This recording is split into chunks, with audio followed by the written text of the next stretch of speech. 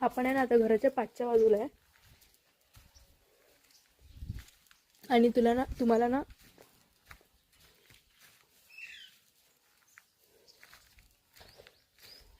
तुम्हाला मी आता आपल्या पाठीमागे आहेत ना हे झाडं लावली आहेत, म्हणजे पेरूची झाडं लावली आहेत आणि ना आता इथे पपयाचं झाड पण आहे. तर मी तुम्हाला दाखवते पपयाचं झाड. त्याला पपया आलेत आणि ते कच्चे आहेत पण. तुम्हाला दाखवते, एक मिनटं. दिसत आहेत का?